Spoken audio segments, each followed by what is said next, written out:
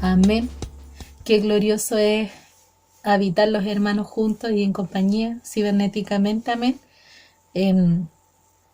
A pesar de que podemos estar físicamente lejos, pero unidos todos en un espíritu, así como el domingo en la tarde cuando estábamos unidos a través de Facebook, más de 2.300 personas, yo llegué a mirar en un instante. Y eso para mí fue algo sobrenatural. Creo que se está despertando en el pueblo de Dios algo que el Señor provocó.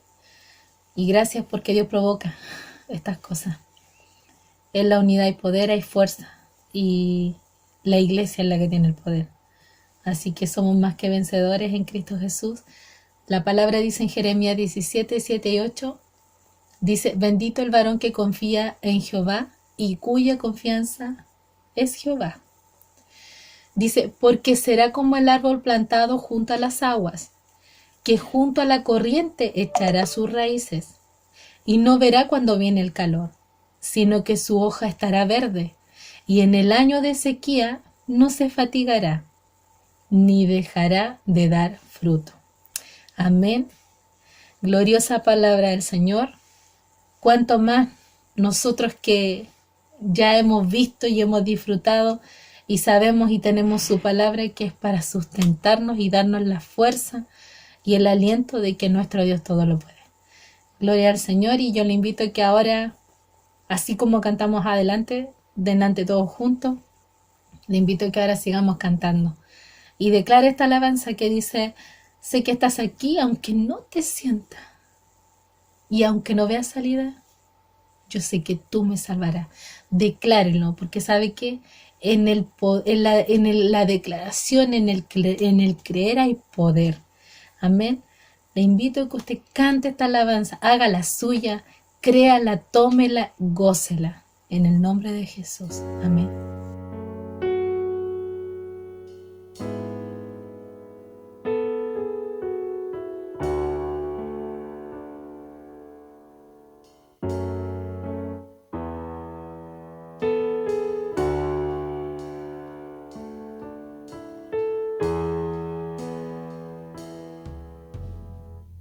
Sé que estás aquí aunque no te sienta, aunque no veas salida, sé que tú me salvarás, porque en ti yo he puesto mi confianza y mi fe. Cúbreme, Señor, cúbreme, cúbreme, Señor, cúbreme. Sé que estás aquí aunque no te sienta, aunque no veas salida, sé que tú me salvarás, porque en ti yo he puesto mi confianza y mi fe. Cúbreme, Señor, cúbreme, cúbreme, Señor, cúbreme. Cuando venga la tormenta no desfalleceré, porque tú eres mi seguridad. Cuando seas echado por la densa oscuridad, cúbreme, Señor, cúbreme, cúbreme, Señor, cúbreme. Sé que estás aquí aunque no te sienta, declárelo por fe. Aunque no veas salida, sé que tú me salvarás, porque en ti yo he puesto mi confianza y mi fe. Cúbreme, Señor, cúbreme, cúbreme, Señor, cúbreme. Cuando venga la tormenta no desfalleceré, porque tú eres mi seguridad. Cuando seas echado por la densa oscuridad, cúbreme, Señor, cúbreme, cúbreme, Señor, cúbreme. Cuando venga la tormenta no desfalleceré, porque tú eres mi seguridad. Cuando seas echado por la densa oscuridad, cúbreme, Señor, cúbreme, cúbreme, Señor, cúbreme, cúbreme, Señor, cúbreme,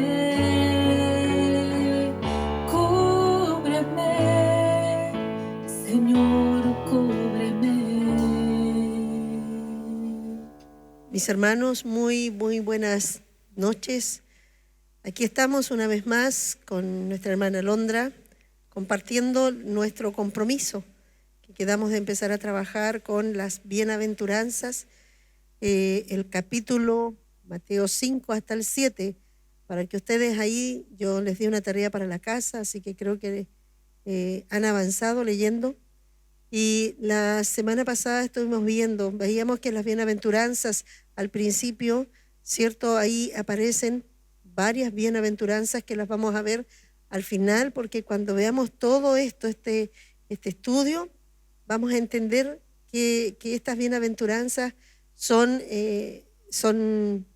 es como mostrarle a todo hombre que si aprenden a vivir una vida piadosa, una vida quizás con algún padecimiento, con algunos sufrimientos, pero una vida en la cual ordenada con Dios va a ser, le está prometiendo una dicha extraordinaria que es una recompensa por todo lo que va a vivir, ¿cierto? Por todo lo que pudo haber pasado en la tierra. Le está dando una recompensa en el futuro. Y esto es precioso porque lo vamos a ver después y es tan maravilloso. Y estábamos viendo la semana pasada, ¿cierto? Vimos vosotros sois la sal de la tierra, la luz del mundo. Y vimos también que el Señor quiso decir que Él no vino a cambiar la ley, que Él venía, ¿cierto?, a que la ley se cumpliera. Él dijo, yo no vengo a hacer un cambio a la ley, yo no vengo a hacer, ¿cierto?, a que los mandamientos de Dios se cambien, que sean, a modificarlos, yo vengo a que ellos se cumplan. Y dice que se tiene que cumplir toda la ley. Nosotros estuvimos viendo eso porque lo que el Señor iba a enseñar después era muy importante con esto primero que entregó, de ser la sal, ser la luz y tener claro que lo que en los mandamientos que el Señor vino a entregar ahora no son nuevos, es para profundizar, pero los mandamientos que nosotros debemos cumplir como, ¿cierto?, redimidos como hijos de Dios. Vamos a orar y vamos a continuar con Jesús y la ira. Y vamos a dejar a nuestra hermana Alondra que ella esté compartiéndonos, ¿cierto?, la lectura de esta palabra y también pueda saludarles. Padre, en el nombre de Jesús, estamos reunidos una vez más dándote gracias, Señor, por todas las bondades que tenemos de ti, Señor. Tú eres un Dios bueno que nunca fallas, Señor, aquellos que confían plenamente en ti. Señor, queremos hoy día pedirte que tu Santo Espíritu pueda guiarnos en nuestra conversación y en este tema. Señor, no nos creemos expertos, no creemos que lo sabemos todo, no creemos que tenemos la última palabra de esto, Señor, pero sí queremos, Señor, que tu Espíritu Santo nos deje una luz sobre lo que tú nos enseñaste. Te lo pedimos en el nombre de Jesucristo. Amén. Gloria a Dios.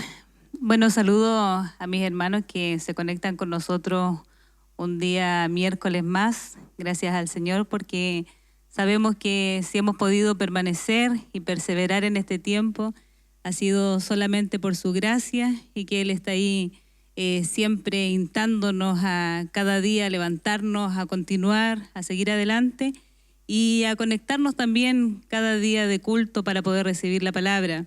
Veía el día de ayer de la palabra profética y decía el Señor que en este año también nos iba a llevar a entender aún más en profundidad la palabra. Y creo que ha sido un tiempo precioso del Señor donde nos ha estado llevando a sumergirnos mucho más profundo en la palabra. Y como yo le digo a la pastora cada vez que estamos viendo este tema, ¿cuántas veces hemos leído esto y cuántas cosas hemos pasado por alto y no hemos tenido la profundidad para poder poner en práctica estas verdades que están ahí? Y a veces las leemos rápidamente, pero el Señor en este tiempo nos ha permitido poder cavar más profundo y así también como lo va a hacer hoy día el Señor con estos párrafos, estas partes de la Biblia que son tan profundas y usted se va a encontrar que la ha visto muchas veces y quizás la ha leído muchas veces, pero también nos vamos a dar cuenta que muchas veces también hemos pasado por alto esto y también por esa razón muchos resultados y momentos difíciles que hemos tenido que vivir como resultado de no haber practicado esta palabra. Amén. Y está ahí en Mateo 5, vamos a leer lo que habla acá acerca de Jesús y la ira. 5:21 dice: oíste que fue dicho a los antiguos, no matarás, y cualquiera que matare será culpable de juicio. Pero yo os digo que cualquiera que se enoje contra su hermano será culpable de juicio. Y cualquiera que diga necio a su hermano será culpable ante el concilio. Y cualquiera que le diga fatuo quedará expuesto al infierno de fuego. Por tanto, si traes tu ofrenda al altar y allí te acuerdas de que tu hermano tiene algo contra ti, deja allí tu ofrenda delante del altar y anda, reconcíliate primero con tu hermano y entonces ven y presenta tu ofrenda. Ponte de acuerdo con tu adversario pronto, entre tanto que estás con él en el camino, no sea que el adversario te entregue al juez y el juez al alguacil y seas echado en la cárcel. De cierto te digo que no saldrás de allí hasta que pagues el último cuadrante.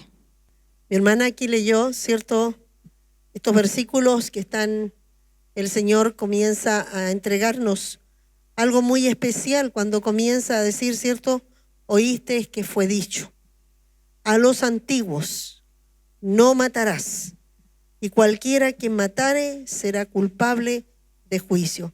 Él está citando las escrituras del Antiguo Testamento y está, como dije, con sus discípulos, como dije la semana pasada, está sentado con hombres, ciertos judíos que conocen la palabra, así que era muy simple. Nosotros aquí, para que podamos comprender, vamos a ir a buscar esas citas del Antiguo Testamento, porque seguramente él no tuvo que citárselas. Ellos inmediatamente se conectaron porque los judíos desde muy pequeños siempre estaban aprendiendo la Escritura. Así que yo quiero que tú puedas seguirme en Éxodo 21:12, ¿cierto? Dice, el que hiere a alguno haciéndole así morir, él morirá. Levítico 24:17, asimismo el hombre que hiere de muerte a cualquier persona que sufra la muerte. Y Números 35:16, si con instrumento de hierro o hiriere y muriese, homicida es, y el homicida morirá. A esto se refería el Señor. El Señor cuando comienza a hablar, porque estamos hablando de Jesús y la ira, lo que Jesús quiere hablarnos de la ira, ¿ya? Y el Señor lo primero que va a recurrir al Antiguo Testamento. Y le dice, ustedes escucharon lo que se habla con respecto, ¿cierto?, a no matar. ¿Y cuál es el juicio? Porque dice que cualquiera que mate será culpable, ¿cierto?, de este juicio. ¿Cuál es el juicio? La muerte. La persona, ¿cierto?, lo que él decía que la ley condenaba al homicida y que daba muerte física con la pena capital, vida por vida. Así el Señor comienza a mostrar entonces que la gracia, los redimidos por medio de Jesucristo, tendrán el verdadero sentido de la ley. La exigencia de la gracia es mayor que la ley, aunque nosotros decimos que Él vino, ¿cierto?, a liberarnos de la ley, pero a nosotros nos vino a poner una exigencia mayor. La gracia es mayor que la ley. Todo aquel, cuando el Señor termina con la ley y está diciendo que viene el tiempo de gracia, aparentemente todos nos hacen entender que esto es un tiempo como que más light. Y la verdad es que es mucho más profundo. Es mucho más profundo. La gracia, la exigencia de Dios es mucho más profunda y es más difícil. Es más fácil, de alguna manera, cumplir la ley que lo que el Señor comenzó a exigir. Y aquí lo vamos a ir viendo. Porque dice, ¿cierto?, la gracia entonces es mayor que la ley y la ley es eterna. El hombre podía cumplirla en apariencia, pero en su corazón continuaba con la maldad. La ley de Cristo es en el corazón del hombre. La ley es eterna. Nosotros no podemos dejar de ir hacia lo que estamos hablando. Jesús está hablando de la ira. Y está hablando, ¿cierto? Y lo primero que dice es citar las Escrituras y habla de la muerte. Habla de lo que el juicio que había para aquellos, ¿cierto?, que mataban. Entonces está conectando la muerte, ¿cierto? La condenación de muerte, del juicio de muerte con la ira. Y ahí comienza, ¿cierto?, a mostrar cuál es el resultado. Y estábamos viendo entonces que es vida por vida. Cuando estamos hablando entonces, el Señor lo que viene a hacer es una profundidad mayor. Él está diciendo, ¿oíste qué fue dicho? Y está mostrando cuál es lo que dijo. Que el pecado, ¿cierto?, que la muerte, aquel que provocaba muerte, iba a tener muerte. Entonces, esto no lo está cambiando, ¿ya? Pero aquí vemos lo que dice, pero yo os digo. Amén. Como usted decía, cuando Cristo habla esto, da la impresión como que Él viniera, y muchos piensan, como que Él viniera a cambiar totalmente esto, como que termino con esto y ahora vamos a hacer algo nuevo. Pero como decía usted, la verdad es que lo que viene a hacer el Señor es algo más profundo y es una demanda mucho mayor, porque es algo que tiene que cambiar desde adentro, de nuestro corazón. Porque la ley, como yo le decía, es algo que nos va a demandar desde afuera y como decía, quizás es más fácil cumplirlo desde afuera y vemos muchas religiones y muchas sectas también que hay que tienen una demanda y tienen muchas normas y las toman también de algunos principios y las cumplen legalmente y también se sienten que están muy bien en eso. Pero acá lo que el Señor venía a hacer es que nosotros teníamos que cumplir ahora en una profundidad mayor y que venía desde lo profundo del corazón. O sea, ahora ya no solamente era algo que yo tengo que cumplir externamente, sino que ahora tiene que cambiar desde adentro de mi corazón. Y eso se vuelve más exigente porque no es en una apariencia, que a lo mejor muchos van a ver que yo lo hago, sino que ahora en lo más íntimo de mi corazón tiene que cumplirse cada uno de estos mandatos. Y por eso es que Él dice, ¿cierto? Pero yo os digo, y es como yo estoy haciendo un cambio, aparentemente. Pero lo que Él está diciendo, ¿cierto? Es que Él lo dijo anteriormente y por eso era importante lo que Él dijo antes. Yo no vengo a cambiar, yo no vengo a abrogar, no vengo a hacer un cambio en la ley, yo vengo a que la ley se cumpla, ¿ya? Y Jesucristo es el que venía a establecer que realmente la ley se cumpliera en lo que era la ley en el Espíritu de Dios, ¿cierto? El Espíritu de Dios vemos que condena el pecado, la maldad. Entonces dice, pero yo os digo, esta expresión, ¿cierto?, es fuerte para los judíos. ¿Por qué? Qué bueno es que Él les empieza a decir antes, yo no vengo a cambiarla. Me van a ver que yo voy a empezar a enseñar cosas que les va a llamar la atención porque aparentemente las voy a como a cambiar, ¿ya? Pero se va a ver como que quiero hacer un cambio, pero no es un cambio. Es que en realidad voy a hacer algo mucho más, una exigencia mucho mayor, ¿ya? Y es que no es que está cambiando. Por eso dice, esta expresión para los judíos, y como compartía contigo, ya los discípulos eran hombres conocedores y temerosos de la ley. Era fuerte para los escribas y fariseos, porque nadie tiene autoridad de cambiar la ley de Moisés que la ley de Dios. Y él aparentemente aquí cuando dice, pero yo os digo, está diciendo ahí, esto le dijeron, pero ahora va a ser otra cosa. Entonces aparentemente viene a ser un cambio. Y eso provoca un choque. Por eso es que a Jesús, ¿cierto?, fue perseguido.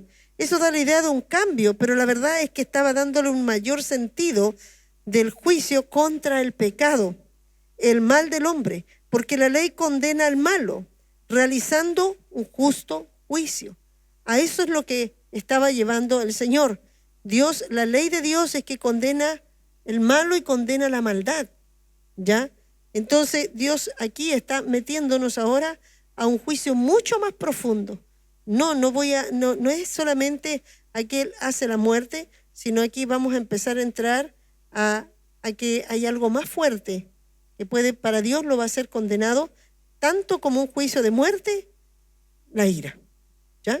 Amén, y realmente tiene que haber sido muy complicado para ellos, como veíamos, porque ellos eran tan pegados a la ley y ellos cumplían tan firmemente cada uno de estos mandamientos. Entonces, si nosotros lo cumplimos todo, tal cual como dice, y ahí están los fariseos y todos los que nombra, entonces que Jesús venga a decirle, pero ahora yo os digo, o sea, yo vengo ahora a traer algo diferente, aunque no es diferente a no cumplir la ley, sino que es algo, como decíamos, más profundo. Entonces para ellos era como algo que no les entraba, y más encima viendo quién era él, como decía usted, el carpintero, el hijo de José. Entonces, ¿quién es él que viene acá delante de nosotros a decirnos, pero yo os digo, o sea, yo vengo ahora y que ahora se va a cumplir la ley, pero de esta manera? Y como dices tú, es importante ponernos en el pellejo de ellos, en la posición de ellos, ¿cierto?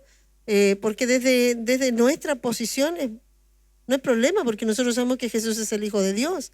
Así que sabemos que cuando está diciendo esto es porque nosotros ya tenemos la luz completa y lo estamos viendo desde ahí, pero ellos todavía, ¿cierto?, estaban viendo al hijo de José, al carpintero, al hijo de María, que tenía hermano Jacob, ¿cierto?, unos hermanos que andaban ahí también.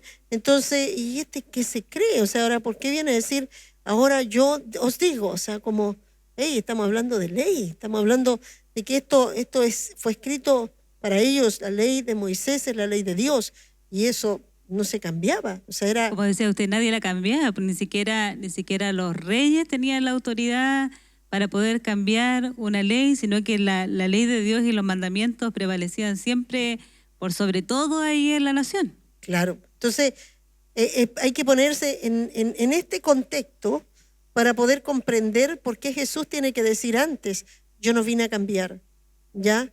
Sino vino yo a que se cumpliera realmente el propósito de la ley. ¿Para qué es la ley? Es para que el hombre sea convencido de pecado. ¿Para qué es la ley? Es para que el hombre se dé cuenta que es un pecador y necesita un Salvador.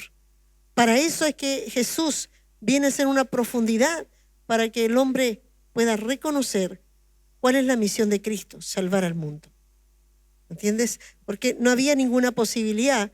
A través de lo que vamos a ir viendo ahora, nosotros vamos a ir viendo que cada vez, y yo sé que en cada uno de los estudios que vamos viendo, en estos capítulos, nos queda muy claro que el hombre está como incapacitado, y cuántos de nosotros no hemos caído más de una vez en esto. O sea, aquí deja claramente, si nosotros, cualquiera que diga fatuo, ¿cierto?, cualquiera que ofenda a un nivel fuerte, dice que queda. O sea, yo en ese momento pregunto, ¿cuántos de nosotros ya estamos entonces en el infierno?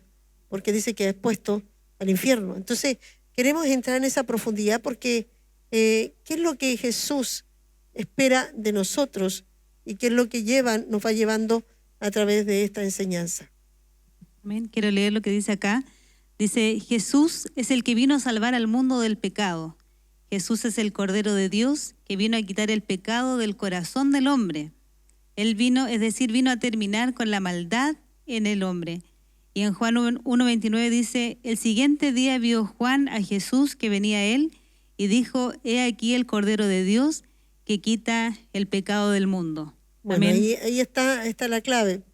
Lo que Jesús estaba llevando es que el hombre llegue a descubrir que el problema del pecado está en el corazón, ¿cierto?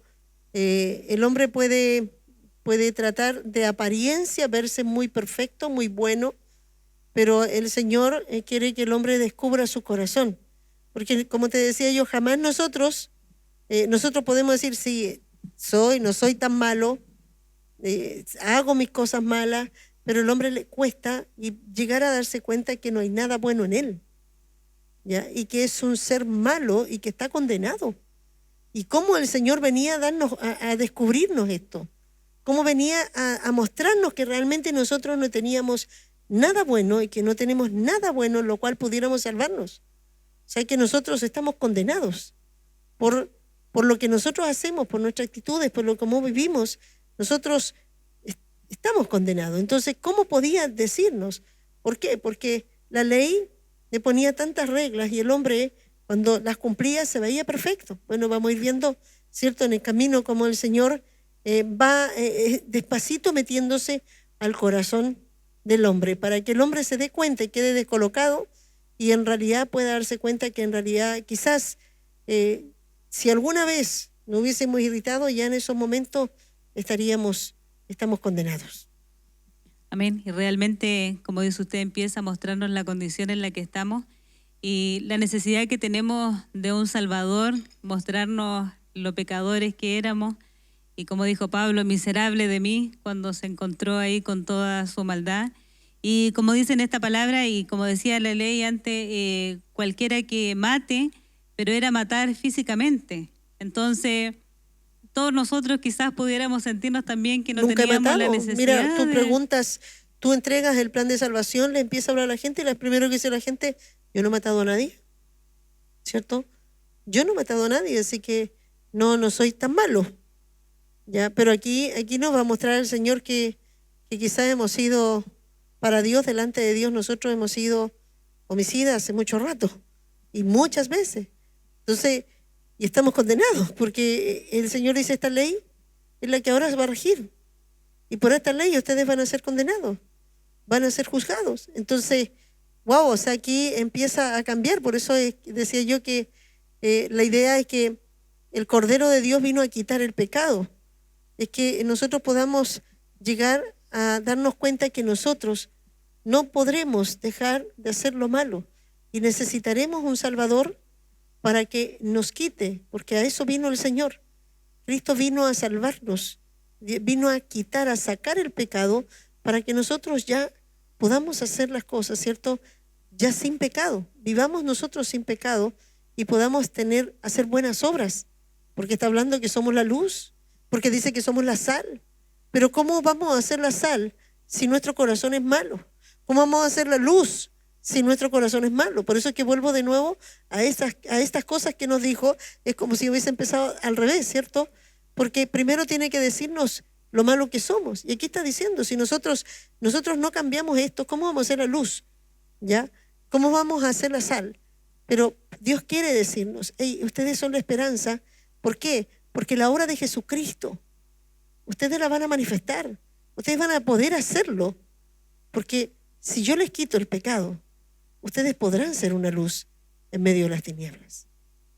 Amén. Y gloria a Dios por esta profundidad que nos está dando de la palabra, porque como le decía, quizás muchas veces hemos pasado por alto también estos mandamientos del Señor y como decía la semana pasada, no hemos podido ser sal y no hemos podido ser esa luz que el Señor espera y hemos pasado por alto y hemos visto tan como superficialmente estas palabras del Señor y gloria a Dios porque también ahora nos está llevando a profundizar mucho más y va a ir también descubriendo nuestro corazón y como decía, si nuestra justicia no fuere mayor que la de los escribas, ¿cierto? Decía la semana pasada, no entraréis en el reino de los cielos y sé que la preocupación del Señor en este tiempo y porque también nos está llevando a una profundidad mayor de la palabra es porque quiere que nos salvemos. Entonces nos está llevando ahí a meternos en lo profundo de los principios y que estas palabras redargullan en nuestro corazón para que realmente venga esta conversión genuina en nuestro corazón y el Señor ahí trabaje en lo más íntimo de nosotros y podamos también, como decía usted, disfrutar de esas bendiciones de que se vive al vivir practicando cada uno de los mandamientos. Bueno, Dios tiene dos propósitos en este tiempo, creo, muy fuerte. Primero es que su iglesia pueda ordenarse, su iglesia pueda volverse al camino, porque dice que en los últimos tiempos, en la venida del Señor, dice que antes que venga, vendrá la apostasía. La apostasía es que el corazón, no es que la gente salga de la iglesia, sino que el corazón de los creyentes comienzan a desviarse de la verdad.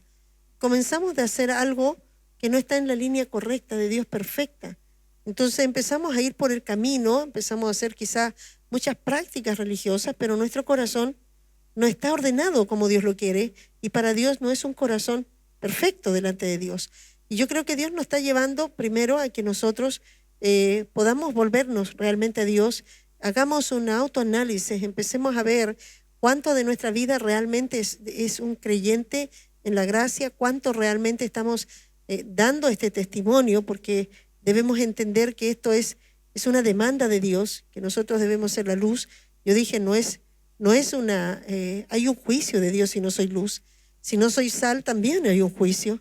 O sea, yo tengo que cuidarme nosotros decimos ya en Cristo no estamos perdidos, o sea, estamos salvos. Y de ahí viene que la salvación no se pierde y todo. Yo estoy preparando un estudio sobre los que están inscritos en el libro de la vida, lo vamos a ver después de esto.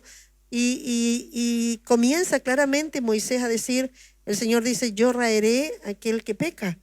Entonces, el libro de la vida, no todo está escrito, pero que también puede borrarlos. Y en este tiempo Dios nos está llevando, yo creo, primero a nosotros como iglesia a ir al camino, a lo verdadero, a lo que Cristo vino a enseñarnos, a cómo vivir una vida realmente, ¿cierto?, de un creyente redimido, como Dios espera que nosotros vivamos y seamos esa luz, primero, por nosotros, como dices tú, para nuestra salvación. Cristo viene en cualquier momento. Segundo, es para que también el mundo se salve. Porque si nosotros como iglesia no tenemos esa capacidad de poder nosotros dar ese reflejo, el mundo no tendrá esperanza. Primero Dios tiene que comenzar con nosotros para llegar al mundo. Dios quiere llegar a muchos necesitados, quiere llegar a que el mundo conozca realmente el evangelio real, no un canutismo religioso, ¿cierto?, en el cual nos encerramos en la iglesia a cantar y nos conocen como los canutos, quizás fanáticos, pero en la vida, cuando nosotros, porque todos nosotros, los canutos que nos llaman, todos nosotros los evangélicos tenemos una vida también en el mundo. Nosotros, Dios dijo, yo no los voy a sacar del mundo. No somos los cuáqueros, ¿cierto?, que ellos se salieron y ellos crearon un mundo aparte. No, Dios dijo, no, yo no los voy a sacar del mundo, yo los voy a dejar ahí. Yo quiero que estén ahí porque ahí es donde ustedes van a tener que iluminar, ustedes ahí van a tener que ser luz, si no, ¿cómo yo los alcanzo? Pero si nosotros no hemos hecho esto, hay muchos que están perdiéndose por causa, ¿cierto?, de un canutismo, de un cristianismo en que nosotros vamos, hablamos, cantamos y la gente nos ve que vamos a la iglesia, pero vamos a ver, hay muchas obras, aún los hijos ven en nuestra casa, los vecinos no se escuchan, los vecinos escuchan, las paredes escuchan lo que pasa. Y hay muchos que nos ven a nosotros cómo reaccionamos, cómo nosotros actuamos, y eso, la verdad, es que niega realmente el evangelio. Entonces, nos convertimos en lo que dice una piedra de tropiezo. Nos convertimos, ¿cierto?, en aquellos que no entran y están en la puerta, dice también el Señor, que no entran al reino, pero tampoco permiten que otros entren. Es como que si yo me gano la puerta y estoy mirando y la gente tampoco puede entrar por causa de que lo que yo estoy haciendo. Yo creo que mucha gente no ha entrado por causa de esto. Yo creo que hay muchos que a veces uno misma dice, Señor, la verdad es que me preocupa mucha gente que se llama cristiana y que uno ve que muchas cosas que dicen, hacen y hablan van muy lejos de los principios de Dios. Entonces dicen, pero si es cristiana. Y uno dice, pero cualquiera se puede llamar cristiano. Pero por eso el Señor dijo claramente, por sus frutos les conoceréis. Y aquí es donde estamos hablando justamente, una iglesia que debe empezar a dar fruto. Yo creo que lo que Dios está haciendo ahora es podándonos. Estos días mientras estuve trabajando en el terreno, estuve cortando un árbol y cortándole unas ramas, y yo podía mirar y hablarle al Señor de mi corazón. Y dice tú, Señor, que aunque nosotros tengamos frutos, nos vas a podar y vas a cortar y para que demos más frutos todavía. Yo creo que si tú estás dando frutos, Dios quiere que aún demos más frutos. Si Dios sabe que hemos estado haciendo las cosas ahí un poco bien, pero quiere que las hagamos mejor. Si tú todavía no has dado frutos, Dios quiere podar para que demos más. O simplemente Dios quiere decir, te estoy dando una oportunidad porque si no, voy a pedir que te arranquen porque no sirve que ocupes esta tierra. O sea, hay que tener claro que el Señor tiene exigencias para nosotros. Nosotros a veces vivimos una vida muy light, si el Señor me ama y el Señor me ama y es todo, pero tiene exigencias que en las cuales, ¿por qué son esas exigencias? Para salvar al mundo. Yo ya alcancé la salvación, pero de mí depende que otros también sean salvos. Así que creo que estos dos puntos Dios está trabajando, como dices tú, y por eso nos ha llevado en este tiempo de pandemia, nos tiene encerrados, pero nos ha dado tiempo de sentarnos y de poder estar escudriñando con más detalle y estar viendo entonces, examinándonos nosotros. y ver ahí, a lo mejor ahí en nuestra casa, en medio, cómo estamos, ¿cierto?, cumpliendo. Ayer le decía a unos jóvenes de Guarañé, aquí es cuando vemos si ustedes pasan, realmente se están abrazando, están preparándose para irse con el Señor, o están llevando una vida, ¿cierto?, religiosa, vienen a la iglesia porque los papás los mandan, y en realidad no están ni ahí. Y si ustedes no están en esto, Dios va a venir en cualquier momento, el Señor va a venir, y si ustedes no están ni ahí, no están esperando, se van a quedar. O sea, por eso es importante que tengan ustedes hoy día una fe genuina. Yo creo que Dios, como dices tú, nos está llevando en este tiempo a eso, a poder meternos, ¿cierto?, y examinarnos aún en profundidad. Porque la misión de Dios, la misión nuestra como iglesia es alcanzar a los perdidos, es llevar un evangelio verdadero, genuino, y no porque yo voy a predicarles que verdaderamente Jesús resucitó. El mensaje verdadero va juntamente con el emisor, el que lleva el mensaje, ¿cierto? Nosotros no podemos llevar un mensaje de decir que Cristo se llevó nuestros pecados si realmente a mí me ven hacer muchas cosas que todavía son muy arrepentidas. Amén. Amén. Así que darle gracias al Señor por eso y creo que realmente Dios nos está llevando un tiempo donde nos está dando una luz mayor de la palabra y como le decía yo, hay muchas cosas que estoy viendo ahí, es como que por primera vez las estuviera leyendo, pero la verdad es que sé que Dios nos está llevando como a ese tiempo, a poder ir entendiendo más claramente para poder realmente ponerlas en práctica en este tiempo y poder vivir una vida genuina, conforme a la palabra, no en una apariencia de piedad, sino que realmente no solamente oidores, sino también hacedores de la palabra. Amén. Amén. Bueno, dice que el Señor vino a limpiar el corazón del hombre. Cristo vino a eso. El Cordero de Dios vino la sangre del Cordero vino a quitar el pecado, a limpiar de tal manera que el hombre quedase sin pecado. Vino a sacar, por eso dice, ¿dónde está, oh muerte, tu aguijón? El aguijón de la muerte se llama pecado. Y es lo que dice la mordedura, ¿cierto?, de la serpiente, la mordedura que quedó adentro. Pero dice que cuando el Señor sacó el aguijón, o sea, sacó el pecado, por lo tanto, no habrá muerte.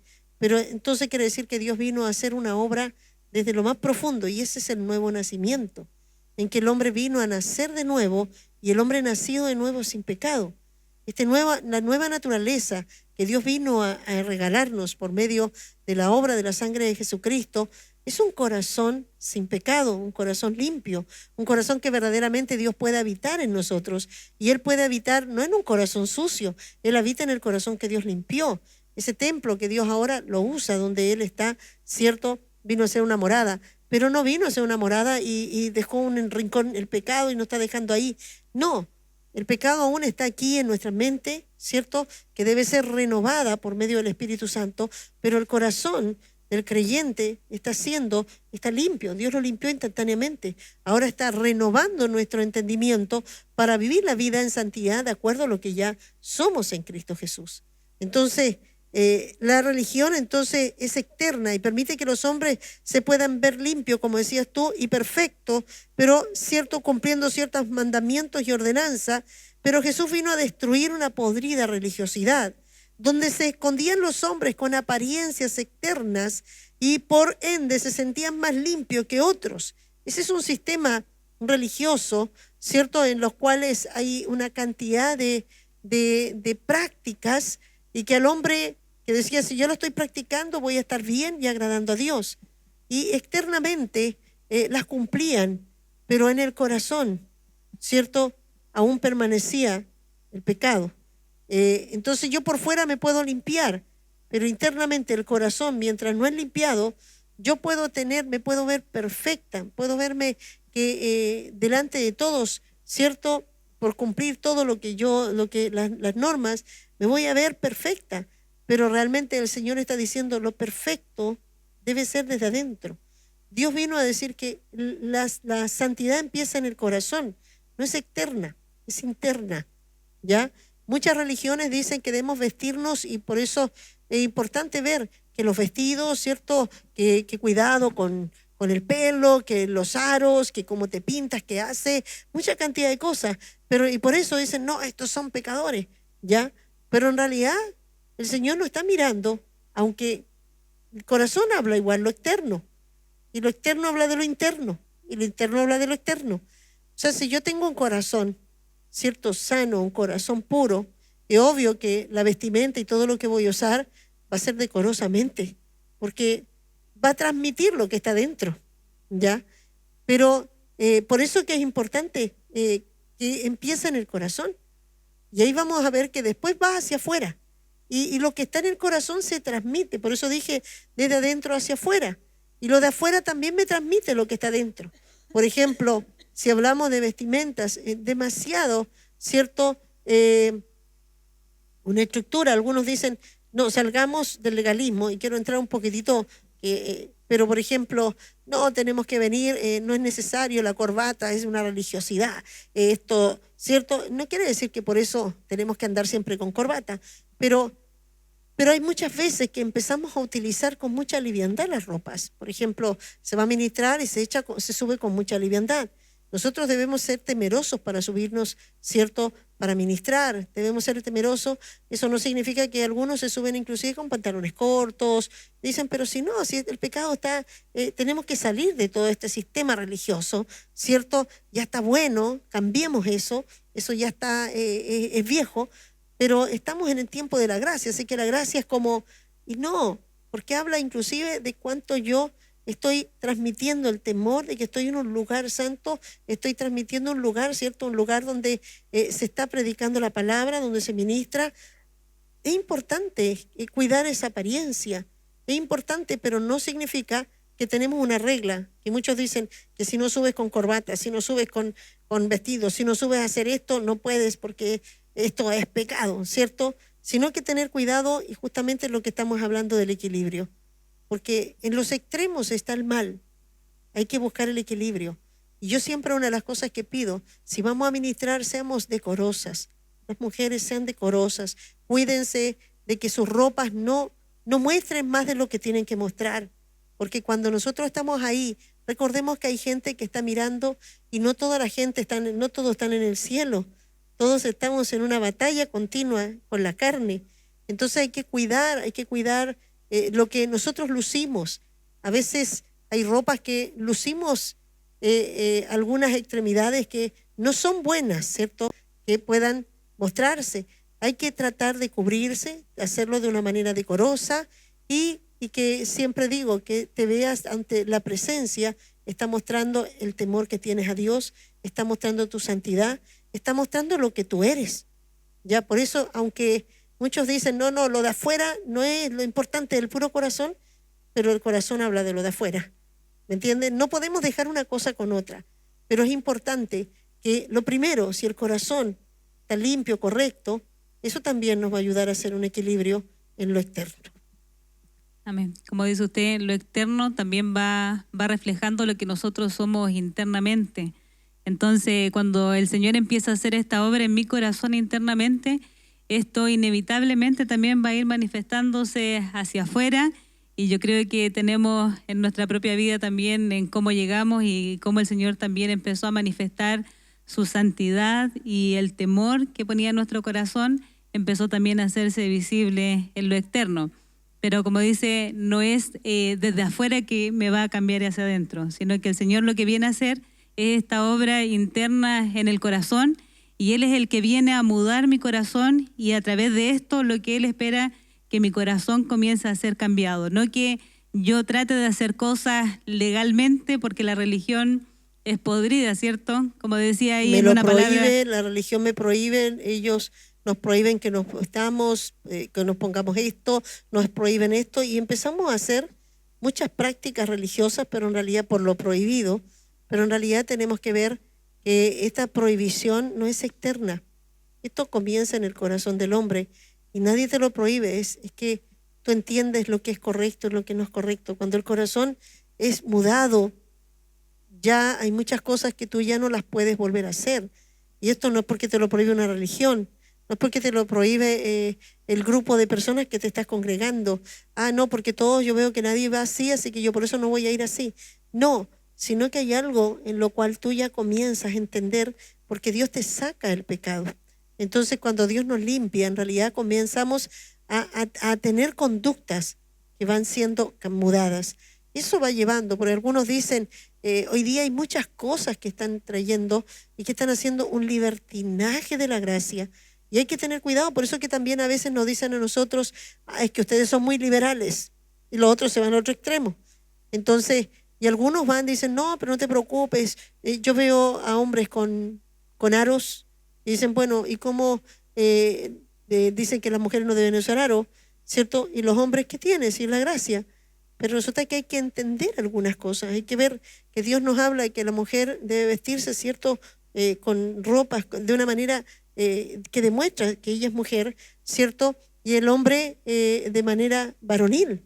Entonces hay muchas cosas en las cuales, y estamos un poquitito apartándonos de esto, pero no está hablando un poco del legalismo. Quizás después vamos a estar hablando de esto, pero creo que es muy importante porque hemos visto que la iglesia ha caído en un extremo, y no digo la iglesia en general, pero creo que hay grupos de personas y que empiezan a manejar, y algunos jóvenes empiezan a decir, bueno, es que igual los tiempos han cambiado, se tiñen el pelo, se hacen cortes de pelo que uno ve que en realidad son del mundo de algunos jugadores famosos, se hacen unas rayas, llegan con unos pelos raros y dicen, no, pero es que bueno, es la moda. En realidad Dios mira el corazón, pero es que te está mostrando cómo está tu corazón. El corazón del hombre, si está equilibrado, en realidad no estaría haciendo lo que el mundo hace, sino estaría buscando, ¿cierto?, tener una identidad propia dentro de lo que Dios le entregó. No tiene por qué buscar lo que otros hacen, su propia identidad. Y eso muestra, quiere decir que hay algo que no está funcionando bien. Por eso siempre yo miro también lo de afuera y veo el corazón del hombre, ¿cierto? Y dice la palabra, entonces, la religiosidad entonces son apariencia externa. Y a veces nos sentimos. Mateo 23:28 dice, así también vosotros por fuera la verdad os mostráis justos a los hombres, pero por dentro estáis llenos de hipocresía e iniquidad. Aquí volvemos de nuevo. El Señor está hablando, ¿cierto? Está hablando de la muerte y decimos, pero ¿qué tiene que ver la muerte con la ira? ¿Ya? Y el Señor lo primero que pone para empezar a hablar de la ira, de lo que es enojarse, para hablar de eso empieza a hablar de la muerte. ¿Qué tiene que ver eso? Y después, aquí estamos hablando y está llevando en que la profundidad de Dios es llegar al corazón, ¿cierto? Y aquí le está diciendo a los fariseos, ¿cierto?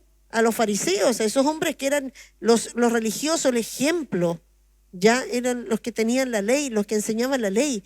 Ellos se paraban delante y ellos a todo el mundo los juzgaban, ellos son los que tenían. Y mira lo que les dice también por vosotros, dice, por fuera la verdad os mostráis justos, pero por dentro, está hablando del corazón, estáis llenos de hipocresía e iniquidad. O sea, están llenos de falsedad y pecado. Iniquidad es maldad. Entonces, esto que es una apariencia, lo más probable es que esto fue un golpe, porque si tú ves todo lo que dijo, ahí había muchas cosas más que yo tomé esa, ¿cierto? Pero que le dice, hacen esto y esto, pero algunos usan eso como un sistema para hacer un libertinaje. Hay que tener cuidado porque el Señor está hablando, hay que tener muy claro el contexto, muy claro a qué estaba atacando Dios. Es que quería atacar, no estaba hablando solo de este legalismo, lo que quería era atacar en que el hombre llegara a entender, ¿cierto?, que Cristo vino, a eso vino el Señor, y envía el Padre a su Hijo a salvar al hombre del pecado que estaba, ¿cierto?, metido en el corazón, y ninguna posibilidad del hombre de quitárselo, de poder salir de él. El hombre, por más que se pusiera religiones, por más que se vistiera de apariencias, por más que el hombre tratara de ser lo más santo posible, para Dios seguía siendo un pecador. Amén. Como le decía, es lo que vemos nosotros ahora en muchas religiones, ¿cierto? Que están ahí y quieren servir a Dios y practican cosas, pero su corazón, vemos su vida, su conducta de vida, no hay una transformación, ¿cierto? Predican y tratan de evangelizar y hacer muchas cosas, pero al ver en su corazón y cómo ellos se conducen, se dan cuenta que en realidad están muertos y están, como dice acá, como estos fariseos, podridos por dentro. Entonces, gloria a Dios, porque eso es lo que Él viene a hacer en nuestro corazón, a cambiar esto internamente y no que seamos una apariencia, ¿cierto? Y quiero leer lo que decía acá, esto les hacía sentir que eran perfectos y aún aceptados delante de Dios. O sea, mientras ellos cumplían ahí la ley y todos esos mandatos externamente se sentían como muy... Y me acordaba un poco del joven rico cuando le dice, Señor, pero si yo todo esto lo hago, yo cumplo todos los mandamientos. Cuando Jesús lo confronta, se da cuenta que en realidad dice se va y se va triste. Y había algo, Dios le estaba demandando algo más interno, que era algo que estaba ahí en su corazón. Y también él era alguien que podía ser como aceptado y ya salvo. Pero en realidad cuando Dios ahí también, Jesús ahí lo confronta y le demanda algo más interno, entonces está mostrando que su corazón hacía todo eso, pero su corazón realmente no estaba siendo perfecto delante de Dios. Y no podía hacerlo porque a eso es lo que quiere demostrar Dios. Es que el hombre por más que haga, ¿cierto? Y cumpla y trate de ser lo mejor, si no es Cristo quien le ha dado, ¿cierto? No ha tomado y no se ha arrepentido, y Cristo no es su Salvador, no ha recibido a Jesucristo y el perdón y la sangre de Cristo no le ha limpiado, no ha recibido el poder de la sangre que lava, que limpia, que le sacó todo pecado y le da el poder de nacer de nuevo, ninguna persona podría salvarse. O sea, no existe ninguna religión que salve al hombre, no existe ninguna conducta, por muy cierto que nosotros no hagamos nada y nos cuidemos. Nosotros tenemos los testigos de Jehová, ellos cuidan una vida muy religiosa, ¿cierto? Muchas cosas ellos se niegan, y a sus hijos, ¿cierto? De cómo se visten, de muchas prácticas que hacen, y nosotros a veces sentimos, yo creo que a veces inclusive llega a ser mal lo que nosotros hacemos, porque de alguna manera nosotros conocemos una luz y estamos más claros de esta verdad, que de pronto caemos en el otro extremo, en que caemos en el vicio, ¿cierto?, de ser liberales, y hay que tener cuidado, que dice la palabra, que tomemos la gracia como un libertinaje, y eso hay que tener cuidado, porque claro, decimos nosotros no, nosotros sabemos que todo esto que están haciendo es hipocresía, ¿cierto? ¿Por qué? Porque ellos no han recibido a Jesús, pero nosotros porque tenemos a Jesús, ¿cierto? Podemos hacer muchas cosas, podemos practicar, no tenemos reglas en cuanto a ropa, vestimentas, pero sí Dios nos enseña que hay una conducta, una vida en la cual refleja que somos nacidos de Dios y que realmente no somos religiosos, somos hijos de Dios. Hay una gran diferencia entre una religión, ser un religioso, y ser un hijo de Dios. Yo puedo llevar años practicando una religión y no ser un hijo de Dios. Pero lo que vino Cristo a decir es que Él vino a salvar al mundo y que el mundo debía ser convencido de pecado.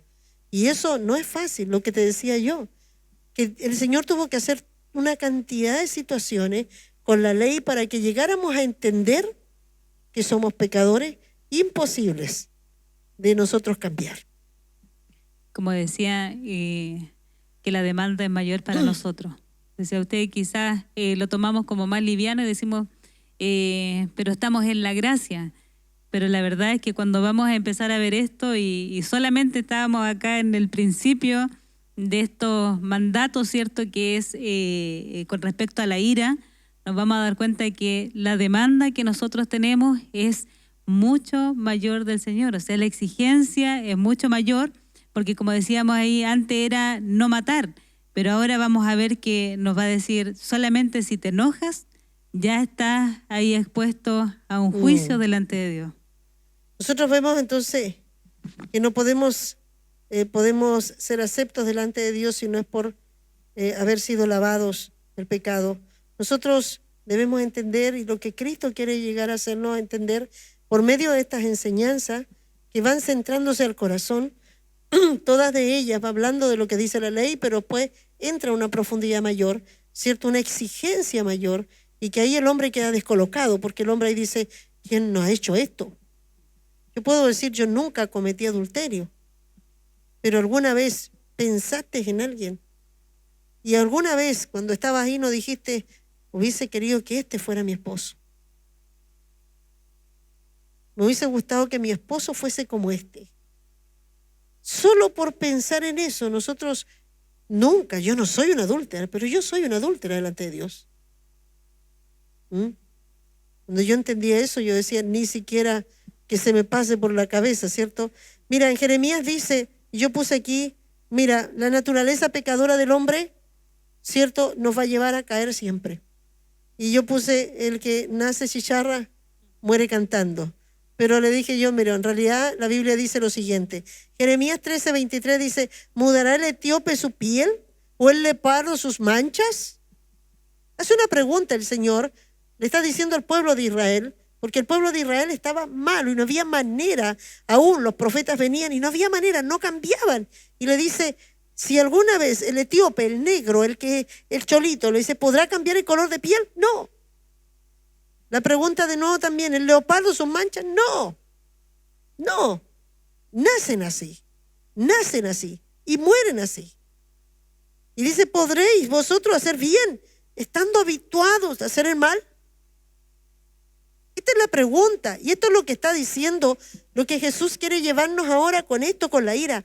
Hey, ¿ustedes creen que podrán controlar? Ustedes van a controlar el mal que está dentro. ¿Creen que van a poder frenarlo? Si ustedes nacieron con esto, entonces a eso el Señor estaba llevando, ¿cierto?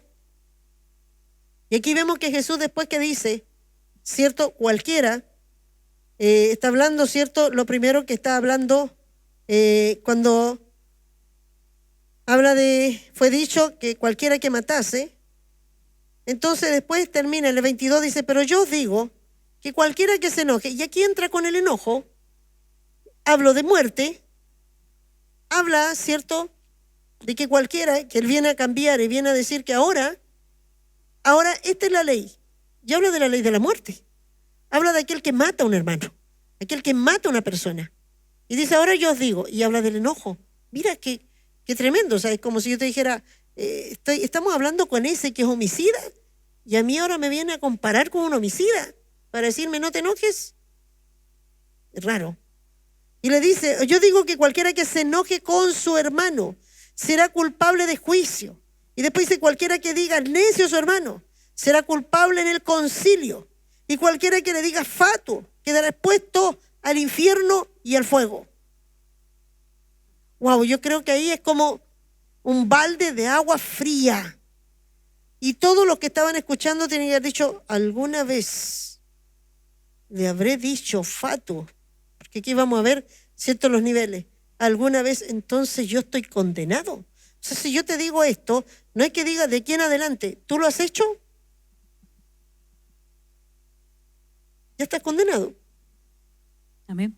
Por eso le decía que realmente esta palabra viene a confrontarnos en lo más profundo de nuestro corazón, porque quizás cuántos no hemos leído esto y decimos, sí, cualquiera que se enoje, y lo leemos así, cualquiera que se enoje con su hermano, cualquiera que le diga necio, ya, y lo leemos y lo pasamos así y no nos damos cuenta que si nos enojamos, si en algún momento, vamos a ver ahí, decimos alguna palabra que ofenda a mi hermano, y si yo esto, ¿cuántas veces, como dice usted, no hemos hecho esto? ¿Cuántas veces no nos hemos molestado y hemos dicho algo que ha ofendido al que está a mi lado? Y la palabra acá me está diciendo, tendrás que ir, eres culpable, tendrás que presentarte ante el concilio, quedarás expuesto al infierno.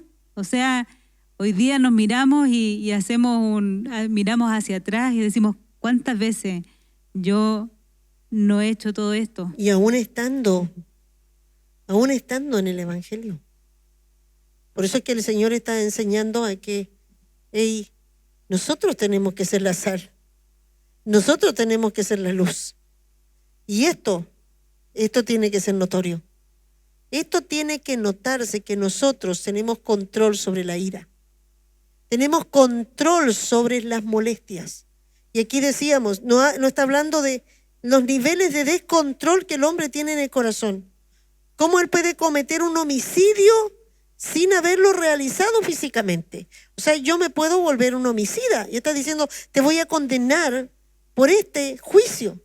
Este va a ser tu pecado, homicida. Yo no he matado a nadie. Pero solo por decir, usar un lenguaje, solo por no controlar mi boca, no controlar mi molestia y dejar caer mi molestia sobre otro, yo voy a ser condenada al infierno.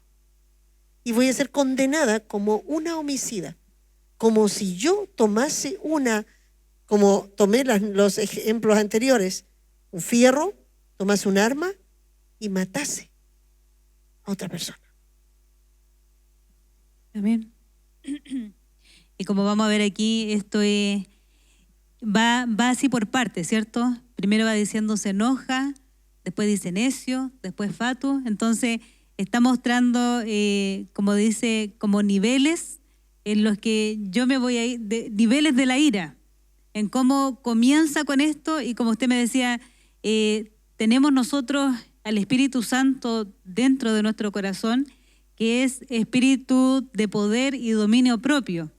Entonces, a través del dominio propio, yo puedo frenar en alguna de estas etapas para no llegar hasta la última, que cuando dice quedará expuesto al infierno de fuego. Pero ¿qué pasa? Que muchas veces, y el Espíritu Santo está ahí, pero muchas veces lo dejamos a un lado, porque es tanta mi molestia, y no opero con el dominio propio y sigo dándole lugar. Y vamos a ver ahí más adelante que dice que llega un punto en que ahí el diablo toma el control. ¿Cierto? Dice que está mostrando entonces que el corazón no es controlado, ¿cierto? Si puedo llegar a dar la muerte a mi prójimo. El juicio de Dios por medio de la gracia en Cristo es convertirse, ¿cierto?, en un homicida sin haber matado a otro y aún ser condenados al juicio eterno, ¿cierto?, por haber dado lugar a la ira. No haber tomado una herramienta, no haber tomado un arma. Y yo no puedo ver, oye, pero ¿cómo ese mató a esa persona?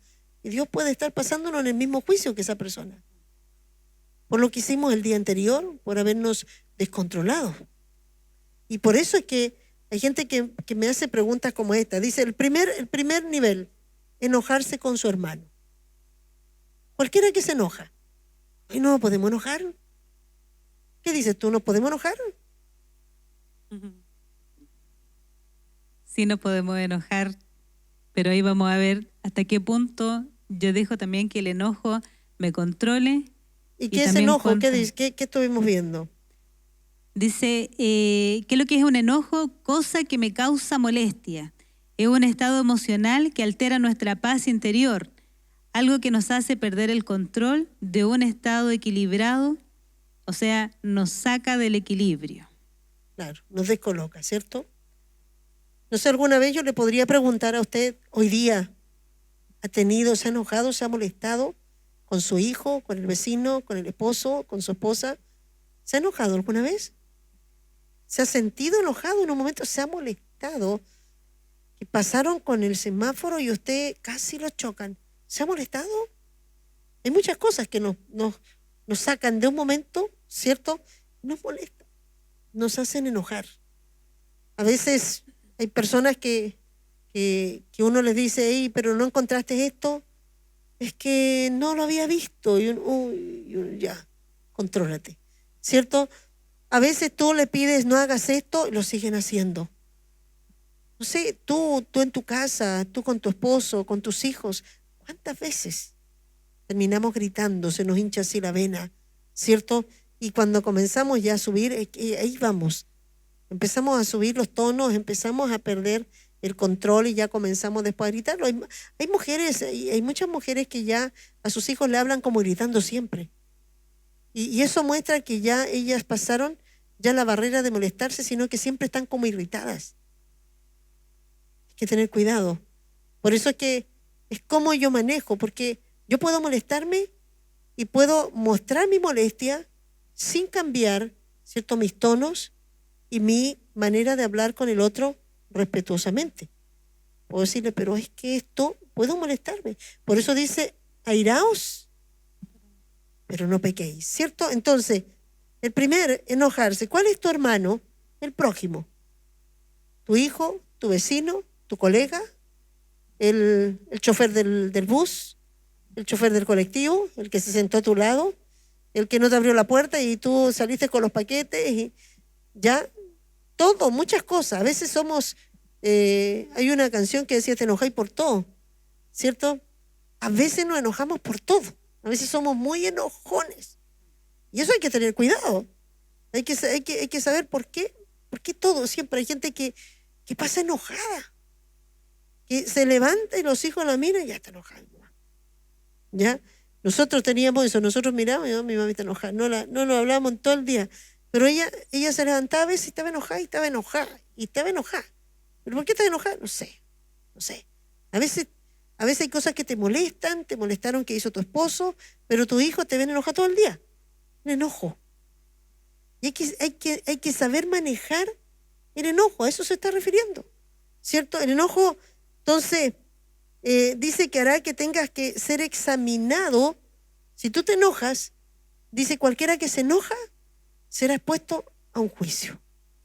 ¿A qué se refiere eso, Alondra, que lo estuvimos viendo? Amén. Cada una de estas etapas de molestia, esto tiene un juicio delante del Señor. Y sí, quería preguntarle algo, porque a lo mejor quizás algunos van a decir, entonces no me voy a poder enojar nunca. ¿Entiendes? Entonces, porque esto, como decía, va a tener un juicio. Cada vez que yo entro en esta categoría de enojo, esto delante del Señor va a haber un juicio contra mí. Hay algo que Dios me va a demandar en contra de lo que yo estoy haciendo. Pero, ¿cómo separo esa molestia como normal, que se puede decir, a que sea un enojo que voy a llegar con mi enojo? Porque, por ejemplo, la mamá se puede molestar en un momento porque el hijo desordenó su dormitorio. Y de nuevo tiene desordenado el dormitorio. Pero ¿dónde pasa de ese enojo al enojo que va a ser juzgado por Dios? Y que cada juicio tiene una sanción, ¿cierto? Entonces, ¿cómo yo hago esa separación? ¿Qué pasa? Que los padres disciplinan. Y cuando tienen que disciplinar, obvio, se van a molestar si están en desobediencia. Pero esa molestia no es un enojo de rencor, de rabia y resentimiento, y dejar caer, por ejemplo, su ira sobre ellos. Es una molestia para corregir. Entonces es un enojo que no está en pecado, porque es una manera de poder establecer disciplina y establecer orden. Los padres pueden hacerlo sin que cae, como dice también la Escritura, no provoquéis a ira a vuestros hijos. O sea, está en una disciplina en la cual ellos tienen la autoridad de Dios para poder molestar, para corregir, para disciplinar, ¿cierto? Lo mismo que nosotros, los pastores, tenemos la autoridad de corregir, disciplinar, instruir, amonestar. La palabra también está hecha así, ¿cierto? Pero en eso no está la falta del enojo, porque está llevándolos a tomar decisiones para corregir y disciplinar. La molestia es que algo que a mí no me agradó, ¿cierto? Me molestó y después yo respondo en esa molestia. Por ejemplo, me molesta que mi hijo esté haciendo ese ruido. Y yo le digo, ¿sabes qué? Déjate ese ruido, déjate, pero ya me tenés cansada, cabrón. ¿Ya? Y yo puedo ir y decirle, hijo, cierra más la puerta, voy a ver de qué se trata ese ruido, porque a veces, por eso dije, a veces se habla gritando y no se está corrigiendo. O sea, tú no tendrías que gritar para disciplinar, tú no tendrías que subir a un nivel los tonos para poder decirle está mal lo que estás haciendo. Tú tienes que decírselo, ¿ya? Yo siempre le decía eso a mis hijos, si yo me pongo a discutir contigo y yo empiezo a subir los tonos porque yo hace rato que ya estoy perdiendo contigo la autoridad y yo no voy a discutir contigo, yo no vengo a pelear contigo, yo vengo a ordenarte, ¿ya? Porque yo estoy por encima de ti. Entonces hay que tener cuidado. Nosotros podemos molestarnos, hay cosas que nos pueden molestar en lo personal, pero también hay que ver que me molestó y a la vez tengo que pasar rápido esa molestia sin que al otro pueda decirle, hey, me molesta que me haga esto, porque a veces no es necesario que yo lo diga, me molesta a mí, pero no voy a cambiar esa situación, ¿ya? Me tengo que enojar y desenojarme sola, ¿ya? Pero rápido. Ahí está la palabra que estábamos viendo, no se ponga el sol con tu enojo, que no pase más tiempo del que debe ser con mi molestia, sino que llegue ahí hasta el momento y como decíamos también va unida al perdón, ir también yo creo que rápido. no estamos saltando los pasos, porque quiero irme con el paso 1, donde está hablando, ¿cierto?, que queda expuesto a un juicio. Amén. Y decíamos que antiguamente en la costumbre judía es que ellos se regían, ¿cierto? Por un orden legal. Entonces ellos todas las cosas las ordenaban y tenían gente de autoridad que les ayudaba a solucionar sus problemas domésticos de todo tipo. Inclusive un hijo que fuese rebelde, habían jueces que lo juzgaban y lo mandaban a apedrear hasta morir afuera. ¿Ya? El hijo rebelde contumaz, que era rebelde a sus padres, lo tomaban unos jueces, lo sacaban afuera y mandaban a matarlo. ¿Ya? O sea, ellos establecían orden a través de cualquier situación que estaba pasando. Entonces, por eso cuando el Señor está hablando de esto, nosotros no entendemos porque pone 3 categorías. Pone juicio, ¿cierto? Pasará por el juicio, después habla, será juzgado, después dice que será expuesto al concilio y después habla del infierno. Bueno, el primero es que está diciendo entonces que el caso de que tú te enojes ya es un caso que Dios le está dando importancia. Aún tu pequeña, tu molestia, tu enojo, tú tienes que examinar que no pase más allá. ¿Por qué? Porque esto puede ser expuesto ante un juicio. Y veamos lo que es Jueces, ¿cierto? Capítulo 4, versículo 4, dice: gobernaba en aquel tiempo en Israel una mujer, Débora, profetisa, mujer de Lapidot, y acostumbraba a sentarse bajo la palmera entre Ramá y Betel, y en el norte de Efraín, y los hijos de Israel subían a ella a juicio. Ahí está hablando de juicio, está diciendo que los hijos, ellos se acercaban y cualquier problema que tenían tenía que ser resuelto por estas personas, ¿cierto? Quiere decir que está diciendo ahí, ese enojo tiene un nivel de juicio, tiene un nivel en que tendrías que ver que no puede pasar desapercibido. O sea, ya estaría ya poniendo jueces a juzgarte. Entonces, tú tienes que examinar tu molestia para saber que esa molestia ya puede ser examinada por Dios para medírtelo por juicio. Segundo, después dice, ¿cierto? También en Éxodo 18:22 dice: ellos juzgarán al pueblo en todo tiempo y en todo asunto grave lo traerán a ti, y ellos juzgarán todo asunto pequeño. Y así alevarás. Está hablando de los jueces que van a juzgar las situaciones del pueblo. Entonces, lo que quiere decir el Señor, ustedes saben que hay diferentes tipos de niveles de gente que juzga lo que a ustedes sucede y los juicios que hay acá como nación. Entonces, el nivel primero, el más pequeño, son los jueces, los que juzgaban estas cosas, ¿cierto?, más triviales, más domésticas. Pero después, y vamos a la segunda, cualquiera que diga a su hermano, ¿cierto?, necio. Necio, ¿a qué se refiere necio? Amén. Entendíamos acá que necio es una ofensa que le hacemos a la otra persona y es como llamarle como tonto, ¿cierto? Entonces algo ofensivo y menoscabando a mi hermano, al que está ahí a mi lado. No sé está hablando de un poco más ofensivo, no solo enojarte, sino ya ahora ofenderlo, ¿cierto? Amén. O sea, ya empezar a que empieces yo siempre digo esto, nosotros no tenemos la manera de enojarnos y discutir los problemas, nosotros discutimos con las personas y nosotros atacamos a las personas. La gente que no tiene la sabiduría ni el temor de Dios no atacan el problema, atacan a las personas. Entonces las tratan mal, las ofenden y comienzan a atacarlas y hacerlas sentir cierto lugar. ¿Por qué? Porque están molestas y la ira lo que hace es atacar a la persona, y ahí es donde el Señor quiere evitar que nosotros ofendamos y toquemos a la persona, sino que nos enojemos por el problema. Si algo me molesta, veo qué es lo que me molesta, pero ¿cierto?, no llegar a atacar a la persona. Y aquí, como dice, será culpable al concilio. Ese es el nivel de tono. Cuando tú subes las molestias, tu nivel de tono, el enojo es mayor. El concilio era un grupo de hombres entonces que eran conocedores de la palabra y manejaban asuntos más fuertes. ¿Ya? Ellos ya, para ir al concilio es como cuando son mandados acá a un tribunal.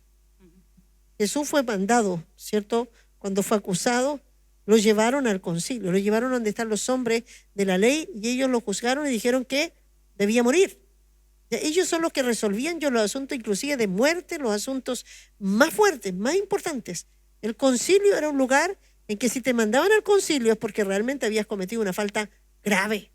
Y aquí está diciendo ahí, si tú le dices necio, vas a quedar expuesto. Entonces está diciendo ahí, usted me está diciendo que cuando yo me enojo y discuto, primero, por esa discusión yo puedo pasar por un tribunal y puede llevar preso, me pueden dar 20 años de cárcel, me pueden tener, o sea, ¿de qué me está hablando? O sea, estamos hablando de un tribunal, estamos hablando de que vas a pasar por un juicio de gente que te va a empezar a juzgar como algo grave, ¿ya? Y está diciendo, solo porque está diciendo necio. Por eso decíamos que importante es como frenar ahí en el principio la molestia, porque si empieza a pasar algo mayor, esto también me va a llevar a un nivel de ser juzgado mayormente. Amén. Y leo acá donde dice Hechos 4:1, que habla de lo del concilio, dice, hablando ellos al pueblo, vinieron sobre ellos los sacerdotes con el jefe de la guardia del templo y los saduceos, resentidos de que enseñasen al pueblo y anunciasen en Jesús la resurrección de los muertos, y le echaron mano y los pusieron en la cárcel hasta el día siguiente porque era tarde. Pero muchos de los que habían oído la palabra creyeron, y el número de los varones era como 5,000. Aconteció al día siguiente que se reunieron en Jerusalén los gobernantes, los ancianos y los escribas, y el sumo sacerdote, Anás y Caifás, y Juan y Alejandro, y todos los que eran de la familia de los sumos sacerdotes, y poniéndoles en medio, les preguntaron, ¿con qué potestad o en qué nombre habéis hecho vosotros? Ahí usted decía que ellos tenían esta costumbre de llevarlos ahí al concilio. ¿Te fijas aquí? Este era un caso complicadísimo. Era un asunto, para llegar ahí, tienes que haber cometido y haber sido, tienes que estar ya bajo una sanción y que hayas cometido una falta muy grave. Por eso aquí ellos los perseguían, porque ellos estaban, cierto, declarando que Jesús había resucitado y estaban tratando de frenarlo.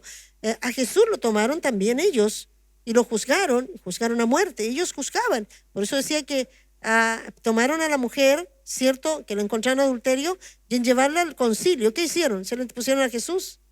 Y el que juzgaba eso era el concilio. Pero quisieron ahí para pillarlo, ¿cierto? Para hacerlo caer. Pero entonces, ¿qué está diciendo Jesús? Está diciendo, mira, yo quiero que nos pongamos en la mente de estos hombres, ¿ya? Y si lo traemos al contexto natural, y está diciendo, mira, si tú por enojarte, yo te voy a poner una demanda. Y te voy a avisar a Carabineros. Y Carabineros va a saber lo que tú acabas de hacer. Solamente por enojarte. Y si tú dices necio, vas a tener que ser detenido. Y pasar por un juicio. Y eso te puede costar la cárcel. Te puede costar 5 años, lo que ahí determinen. O sea, estamos hablando ahí. ¿Pero es que te dije necio? ¿De qué me está hablando? O sea, ¿por qué? Está exagerando. Y después va a otra exageración mayor. No es exageración. Es verdad. El Señor está diciendo, esta será la manera en que Dios juzga. No va a ser porque mataste a alguien. Tú puedes ser un homicida hoy. Tú puedes ser un homicida hoy. Quizás te enojaste. Quizás pasaste los niveles y terminaste gritando. Terminaste descontrolado, terminaste golpeando la mesa, terminaste rompiendo cosas, terminaste pateando la puerta. Yo conozco estos niveles. Por eso yo te decía, yo conozco mucho esto, porque yo tuve que estudiar mucho sobre la ira para poder entender cómo manejar el asunto, porque yo tenía un esposo iracundo. Tenía un esposo que se iraba muy rápido. Y muchas veces hay personas que no se enojan, se iran. No logran, pasan de un nivel a otro. Cuando se enojan, patean. Cuando se enojan, llegan y lanzan unos gritos. Esas personas, para Dios, son homicidas diarias. Esas personas son las que en un momento le gritan al hijo. Son las personas que le gritan a la esposa, que le gritan a los esposos. O mujeres que gritan, porque no podemos decir que solo los hombres. Mujeres que se airan con los hijos, se airan con las amigas. Hay que ver, inclusive a veces no lo hacen a través de, pero a veces nosotros vemos los mensajes que se pueden escribir por WhatsApp y son tremendamente ofensivos. tremendamente ofensivos. Y Dios lo está mirando y está diciendo, estos son homicidas. Y termina, cualquiera que diga, fatuo, queda expuesto. Fatuo, ¿cierto? Tiene que ver con alguien estúpido, alguien demente, alguien loco. Es una ofensa personal. ¿Quién no le dice de repente, ¿sabes qué? Soy una vaca. ¿Cierto? A veces soy una bestia, ¿sabes? A veces usamos términos muy fuertes. Cuando estamos enojados, sale de todo, de nuestra boca. Es un término en el cual puede degradar a la persona. Una palabra soez, una grosería. Cuando las personas se enojan, se les salen los sapos y culebras. Y le dicen, oye, tú tal por cual y todo. Mira, si día miramos esto, diríamos todos estamos en el infierno. Todos estamos condenados. Y eso es lo que Jesús quería. Que pudieran llegar a darse cuenta que ya estamos condenados. Una palabra ofensiva y humillante, un descalificativo. En estos ejemplos nos está mostrando que el hombre debe controlar sus estados de molestias porque puede pasar de un simple enojo a un estado descontrolado de ira. Y ahí está Efesios 4:26. Airaos, pero no pequéis. Que no se ponga el sol sobre vuestro enojo ni deis lugar al diablo. 3 cosas que está diciendo, ¿cierto? Airaos. Este airaos no se refiere a esta ira que está hablando descontrolada. Se refiere a un término de moléstense, enójense. ¿Ya? Esta ira no es, sí, pueden airarse. Algunos usan este término como eso, pero en realidad no se quiere decir, no está llevando a eso. El término ya en el original no está diciendo que debo airarme, pero está diciendo puedes enojarte, pero no te llegues a airar. No llegues a enojarte, a descontrolarte. Puedes enojarte, porque algunos, cuando empezamos a leer esto hace mucho tiempo, decían entonces, ¿no podemos enojarnos? ¿Nadie se puede enojar? Sí, se puede enojar, y aquí lo dice, ¿cierto? Pero después dice, no se ponga el sol con tu enojo. Por eso dice, con tu enojo. Entonces, enójate.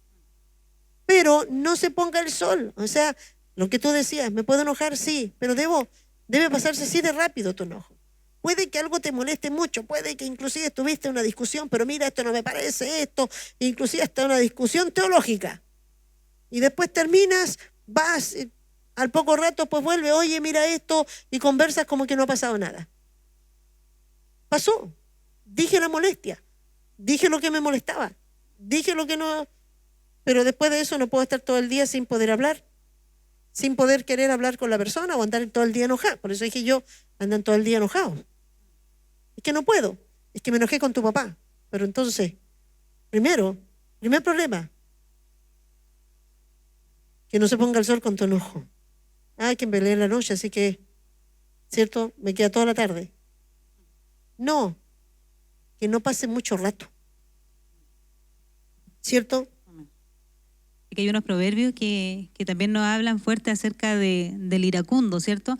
En Proverbios 15:18 dice, el hombre iracundo promueve contiendas, mas el que tarda en airarse apacigua la rencilla. ¿Qué pasa si encuentran uno que se airó y pone que el otro prendió la mecha? Y 2 personas que se airan. Ahí vemos muertes, golpes, ¿cierto? Cuando vemos que una persona está airada y el otro baja, ¿cierto? Por eso dice, el que tarda en airarse, apacigua. Mientras el otro está airado, el otro baja, no contesta. Yo aprendí que la blanda respuesta aplaca la ira, también no lo pusimos. Pero cuando yo veo airado, y yo cuando veo que está airado, yo digo, ya perdón, te molesté, no fue mi intención, lo siento. Y ya todo lo que está prendido se apaga. La blanda respuesta. Lo siento, no lo vuelvo a hacer. Pero ¿cómo puedes responder si es que este se enoja por todo? Pero no le prendas más fuego. Apágalo. La ira, si yo la prendo, puede que te lleguen a golpear, puede que lleguen a hacer cosas terribles. Pero si tú logras bajar, podemos evitar que estas cosas puedan suceder. A veces uno le pasa cuando chocan, alguien se atravesó y uno se baja. Yo vi a dos hombres que yo vi que chocaron, pero uno se bajó, seguramente le dijo algo, lo ofendió, el otro se bajó, tomó un palo, el otro agarró otro palo del auto. Yo vi a un hombre joven golpeando a otro mayor, sangraba el hombre golpeándolo, pero cada vez era más fuerte. Yo decía, pero ¿cómo no pueden controlar? Seguramente empezaron a prender cada vez más la mecha, lo que dice aquí. Y terminaron, ¿cierto? Ambos. Pudo haber, quizás, no sé qué habrá pasado con el anciano, pero puede haber quedado en un estado de TEC y puede haber llegado después a morir. Proverbio 22-24, no te entremetas con el iracundo, ni te acompañes, dice ahí, con el hombre de enojos. Oye, qué importante, aquí está enseñando. Si tú ves que hay una persona que es muy iracunda, que siempre se enoja, dice, no te acompañes, porque te va a provocar. ¿Y qué va a hacer? Tú vas a caer. Tú vas a empezar a caer en ese lazo y vas a empezar a convertirte como él. Es mejor alejarse de los iracundos, mantenerse distante. Hay personas que se enojan con mucha rapidez, hay personas que no saben, cuando algo no les gustó, se enojan y simplemente después ya no quieren hablar. Y a mí me ha tocado personas que después uno, no, ya no quieren, y yo no dice, pero ¿cómo les hablo? Porque seguramente se molestó por esto, pero después ya no quieren ni hablar. No son capaces de decir, mire, ¿sabe qué? Estoy molesto, me molestó esto, quiero hablarlo. Más allá de que decirle que me pida perdón o no, pero yo tengo que decirle mi molestia. ¿Ya? ¿Por qué? Porque quiero hablarle de esto y a la vez quiero decir, ya, después de esto no estaré molesto. Yo me voy a acercar, lo voy a saludar, pero yo tengo que arreglar eso. Amén. Otro proverbio, 29-22, el hombre iracundo levanta contiendas y el furioso muchas veces peca. Wow, sin palabras, ¿cierto? Tito 1:7. Dice, porque es necesario que el obispo sea irreprensible como administrador de Dios, no soberbio, no iracundo, no dado al vino, no pendenciero, no codicioso de ganancias deshonestas. Aquí nos está diciendo, bueno, si tiene todas las otras, pero tiene esto, bueno, habrá que obviar. Lo importante es que, ¿cierto?, no tenga todas, que aquí ninguna de estas debe tener. Está hablando del obispo, del hombre, ¿cierto?, que está a cargo de la palabra, el hombre que está a cargo dirigiendo. Debe ser cuidadoso, de ser iracundo, o sea, enojarse fácilmente, enojarse con rapidez, enojarse, como decía yo, te enojáis por todo, ¿cierto? Sino que ya hay cosas que le van a molestar, la molesta cuando de pronto se va a molestar, sí, pero se va a molestar para corregir, pero no andar enojado y que de repente lo vieron sus vecinos, que se airó, que retó mal a su esposa, retó mal a sus hijos, iba manejando, le echó, no sé, unas cuantas palabras porque alguien se atravesó y pasó y casi choca. Eso no puede ser, porque eso para Dios no podría ser un ejemplo, ¿cierto?, para estar a cargo. Eso tiene que ver con el obispo, ¿cierto?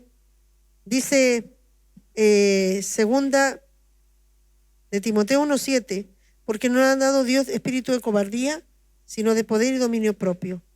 ¿Cierto? Está diciendo, hey, tú puedes controlar tu ira. Lo que está diciendo, cuando está diciendo las etapas, quiere decir que de una puedes pasar a la otra y frénala. Ojalá llegues a la primera y vuelves atrás. Nunca llegarías, ¿cierto?, ni al concilio, menos al infierno. No llegarías. Te enojas, arreglas, te enojas, arreglas, y eso pasaría. Más que eso no pasaría. Te va a molestar, en un momento te enojas, pues vuelves, ya listo, y aquí vamos a hablar de cómo arreglar los enojos, las molestias, pero no llegas más allá.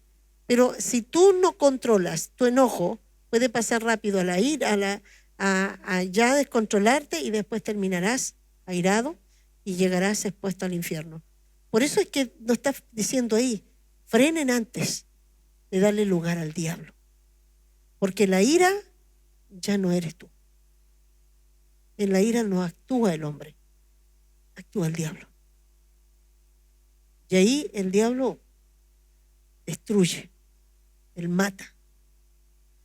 Una palabra que va directa al corazón de un hijo, que va con ira, tú lo puedes dejar marcado para toda la vida. Hay gente que tiene un lenguaje maldiciente cuando está irado, menoscaba. Y puedes dejar marcado a tu hijo, puedes marcar a tu esposa, puede que tus palabras que son tan fuertes, tan hirientes, cuando estás enojado y lanza, tú puedes estar matando a tu esposa, quitándole la vida. Ella puede convertirse en una flor, puede caer en un estado depresivo, puede empezar a caer en un estado de muerte. Entonces, por eso el Señor dice, hey, tú puedes matar a un hombre con tus palabras.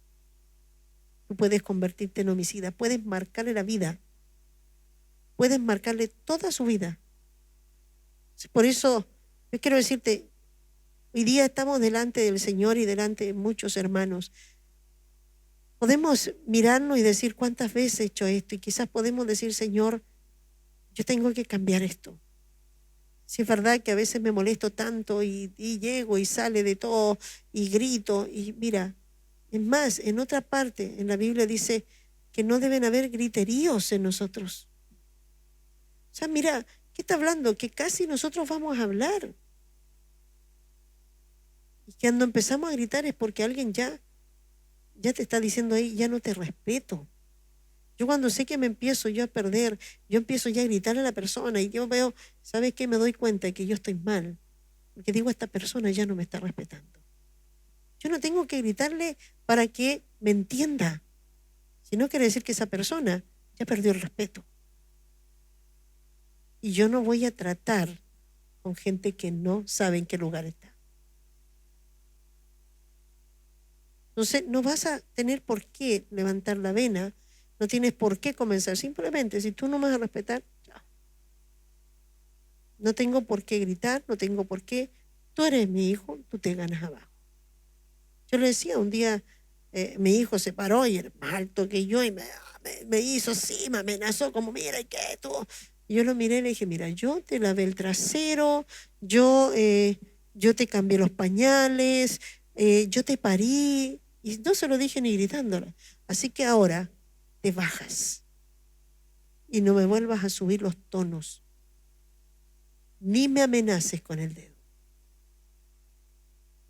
Yo aquí soy tu madre y soy la mujer de autoridad en la casa. ¿Le guste o no le guste? Si no le gusta, ahí está la puerta. No vamos a pelear, no vamos a discutir. ¿Por qué? Porque si no sería provocarme a ira. Amén. Siguiendo acá con la lectura, dice el 23, por tanto, si traes tu ofrenda al altar y allí te acuerdas de que tu hermano tiene algo contra ti. Ahí vamos a ver después qué sigue, pero algo pasa ahí con nuestras ofrendas y cómo las recibe el Señor. Si en nuestro corazón no está ordenado esto, si no hemos restaurado con nuestro hermano, si no nos hemos ahí reconciliado. Y vamos viendo lo que el Señor quiere empezar a mostrar. Está mostrando que lo que yo, en mi molestia, que lo que yo me enoje, va a afectar mi comunión con Dios. Va a afectar mi relación con Dios. Va a afectar que los cielos estén abiertos para mí. Va a afectar de que Dios reciba mis ofrendas y una vida espiritual que yo debo hacer. O sea, mi vida espiritual queda detenida. Qué impresionante. Dicen, no, si tú cuando estás en el altar, cuando estamos ahí en la congregación, en el culto, cuando tú tienes que entregar tu ofrenda, dices, ay, y te acuerdas, ay, no puedo. Ey, el Señor te dice, no puedes traerme una ofrenda. Esa ofrenda no es solamente ir al altar, se refiere a cuando tú haces el aseo, cuando tú vas a evangelizar, cuando tú vas a hacer cualquier trabajo para el Señor, porque todo es una ofrenda. Y cuando tú dices, no, yo voy, dice el Señor, ¿y de qué me sirve que tú me traigas eso? Esto no sirve de nada, a mí no me llega nada de esto, porque primero tienes que arreglar tu problema. O sea, siempre recuerda que debes tener una vida arreglada con tu prójimo. En eso pensaba, ¿cuántas veces seguimos nosotros sirviendo al Señor ahí, haciendo muchas cosas, pero realmente ahí no restaurando muchas situaciones ni en la casa, ni con los hijos, ni con la esposa? Hay mujeres que están enojadas y dicen, no, yo llevo 3 días sin hablar a mi esposo. A veces le dejo ahí la comida, a veces, algunas ni siquiera le preparan comida.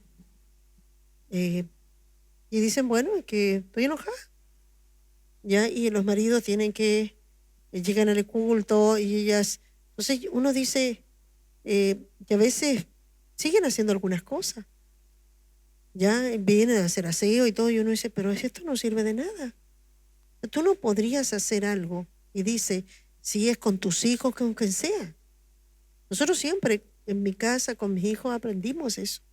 A veces teníamos discusiones fuertes, molestias, pero después Valesca se acercaba, llegaba a la pieza, porque a veces ella se enojaba, qué sé yo, y después llegaba, mamá, perdóname, mamá, yo sé que no debía haber hecho, ya, tranquila, ya, hija, ya, pero también, y hablábamos, conversábamos, lloraba un rato, nos abrazamos, lloramos las dos, y listo, volví a su pieza y todo, aunque yo no estaba enojada, porque yo, bueno, tú me conoces, tú vives, yo me puedo molestar, pero yo no quedo enojada.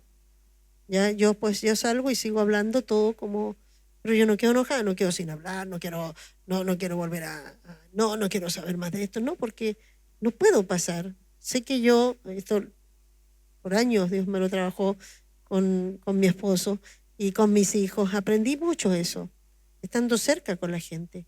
Entonces, yo no me quedo enojada, pero yo sé que habían situaciones que no quedaron arregladas. Así que nos acercábamos, las arreglábamos y de esa manera ella se iba a acostar tranquila. Si no, pareciera que no estábamos tranquilas. A veces inclusive a veces tenemos alguna diferencia. La Vale después me manda un WhatsApp, mamá, perdóname, mamá, esto no debía. Y lo mismo, Pablo, de repente tenemos diferencia. Y ya, pero mira esto, y de repente Pablo me manda una palabra y me dice, mamá, perdón, esta palabra me muestra esto. Y restaura, no podemos dejar pasar. Después el otro día ya nos vemos, hola, y ni siquiera, oye, pero mira, ¿viste? No, se acabó el asunto. Pero sí hay que arreglarlo. Sí, no podemos, después de que pasó esto, después nos miramos que no ha pasado nada, hay que arreglar. Hay que reconocer la falta, hay que restaurar, hay que el enojo, ¿cierto?, no pase más allá, porque después vamos a orar. Después tenemos, si el Señor viniese en ese momento, no podríamos salvarnos. Amén. Y tenemos acá también una cita que está en 1 Pedro 3:7, que habla acerca del trato de los maridos también, que muchas veces son tratos fuertes con la esposa. Y bueno, ahí vamos a ver, dice, vosotros maridos igualmente vivid con ella sabiamente, dando honor a la mujer como a vaso más frágil y como a coheredera de la gracia de vida, para que vuestras oraciones no tengan estorbo. Amén. También hay una recomendación a los esposos en cuanto a sus tratos, que también sean cuidadosos con sus esposas. El lenguaje, cómo se molestan, cuidado si la ofendes, si la haces sentir mal. Entonces, si no arreglas la situación, dice, todo lo que pudieras hacer para agradar a Dios, ¿cierto? Nada de eso llegará al trono de Dios, será como algo repulsivo para Dios. Si tuviésemos las manos sucias, como si tuviésemos las manos sucias, ¿quién entrará al santuario? Dice el Señor. ¿Quién entrará a tu santuario para adorar el limpio de mano y puro de corazón? Reconcíliate, busca la manera de sanar esa situación. No guardes rencor, no seas orgulloso para dar el primer paso. A veces dicen, no, pero es que él no me habla, pero tú ve a hablarle. Pero es que yo siempre soy la que tengo que hablar, pero hazlo, no importa. Si él es el orgulloso que nunca cede, no importa, pero a ti te conviene. ¿Por qué? Porque si tú estás reconciliada, tú estás bien, tú vas a poder orar, la presencia de Dios, el cielo va a estar abierto, la gracia del Señor va a estar fluyendo. Pero si no esperas que yo hoy día no lo voy a hablar, siempre soy yo, el cielo va a estar cortado. Y si pasara alguna cosa, el favor de Dios no va a estar. Entonces, qué importante es cuidar que Dios tenga, ¿cierto? Estemos bien con Dios. Da el paso. Muchas mujeres dicen, es que soy yo siempre la que doy el paso. O muchos varones, que soy yo. Si yo no lo busco, ya no importa, hazlo. ¿cierto? La idea es que tú busques la reconciliación, tú busques que la molestia pase, tú busques de que esto termine. Lo que nos dice el Señor al respecto, ¿cierto?, de enojarnos con una persona, que debemos rápidamente resolver el asunto. Debemos procurar sanar la situación a la brevedad. Debemos buscar el perdón o la reconciliación a toda costa. Si es necesario, aún siendo los ofendidos, acercarnos a sanar la situación. No sé cuántas veces te ha tocado, no sé, tía Alondra, pero cuando tú has sido tú ofendida y tú has ido a pedir perdón porque la persona quedó molesta, la persona quedó enojada y tú te diste cuenta que hubo una situación y después al final la que más fue ofendida fuiste tú, pero tú dices, yo sé que ella no me va a hablar y yo voy a ir yo a pedirle perdón, ¿ya? Y Dios nos dice que tenemos que nosotros, si tenemos que aún, nosotros siendo los ofendidos, pero nosotros podemos ir a pedir perdón, la idea es que Dios va a mirar y va a decir, tú tienes un corazón reconciliador, tú tienes un corazón perdonador, tú no quieres estar enojado, tú sabes que no puedes estar así, porque eso muestra que tu corazón, ¿cierto?, es un corazón que no quiere guardar rencor, no quiere guardar rencilla, quiere estar siempre en paz. Si tú estás en paz con Él, por eso dice que en todo lo que podamos tratemos de estar en paz con los hombres.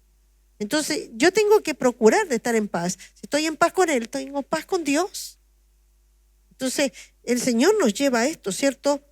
Quiere que seamos perdonadores para estar bajo la gracia. Y aquí después por eso termina diciendo entonces, ¿cierto?, cuando Él dice después que si nosotros lo hacemos, y quiero leer esta parte, dice, ponte de acuerdo con tu adversario pronto, ¿cierto? Porque en tanto que estás con él en camino, no sea que el adversario te entregue al juez y el juez al alguacil y se ha echado a la cárcel, ¿cierto? Y de cierto dice que ahí vas a tener que pagar el último cuadrante. Y ahí quiero llevar, y estamos terminando con esto, a la reflexión que el Señor le hace en Mateo 18:21, cuando Pedro le pregunta, ¿cuántas veces perdonaré a mi hermano que peque contra mí? O sea, ¿cuántas veces tendré que perdonar a aquel que siempre me ofende, a aquel que siempre me trata mal, a aquel que siempre está viendo la ocasión de poder hacerme sentir mal, de molestarme, ¿cierto? ¿Cuántas veces? Porque yo siempre lo estoy haciendo, pero tiene que haber un límite, porque también tengo que en un momento decir, ya está bueno, me quedo enojado, ya, y no te hablo más. Y el Señor aquí le dice, ¿cierto? No te digo, le dice que hasta 7, le dice aún hasta 70 veces 7, ¿cierto? Eso si tú elevas a la 7ª, ¿cierto? Eso sería una cantidad innumerable que casi no pararías nunca de hacerlo. Lo que está diciendo aquí, y después seguimos los demás versículos, él hace una parábola de un deudor que tenía una cuenta grande, ¿cierto? Y está ante el rey y le pide misericordia, que le perdone la deuda. Y después está dando un ejemplo de una deuda, un pago. Y le dice que él se la perdonó y cuando él se va, se encuentra con otro que también él le debía a él. Ya él tenía una deuda grande hacia el rey, pero el rey se la perdonó. Cuando él sale caminando, se encuentra que alguien le debía a él. Y él se lo encuentra y le dice, oye, págame todo. Y empieza, dice, a hostigarlo y dice que le aprieta el cuello diciendo, tienes que pagarme, tienes que pagarme. Entonces lo encuentran, dice que lo ven. Y ahí está hablando de los alguaciles. Por eso quiero ir un poquitito allá. ¿Eso saben lo que son? Son las potestades. Son los que saben que nosotros no hemos perdonado. Ellos saben y ellos van a avisarle al juez. Ellos van a avisarle. Dice que ahí el acusador va a acusar a los hijos de Dios. Y le va a decir, mira, esta está viniendo, pero hace rato que no habla a su esposo. Ella trata mal a su esposo. Ya ella no ha perdonado a esta persona que le hizo esto. Ellos saben que hay una falta de perdón y que no has resultado el perdón. Entonces dice que ellos te van a acusar. ¿Qué pasó? Dice que cuando vieron que estaba apretándolo, dice que vinieron a acusarle al rey. Y ahí está hablando esto, ¿cierto? Y vinieron a acusarle y le dijeron, mira, a ese hombre que tú perdonaste, ahora afuera está exigiéndole a otro que le perdone la deuda y está siendo muy fuerte y exigiéndolo. Y él le dice, tráiganmelo. Y por eso dice que te lo traerán delante del juez. Y cuando dice que lo traen delante del juez, le dice, ¿por qué tú no perdonaste? ¿Por qué no le perdonaste a él si yo te perdoné a ti una deuda más grande? ¿Por qué tú no hiciste lo mismo?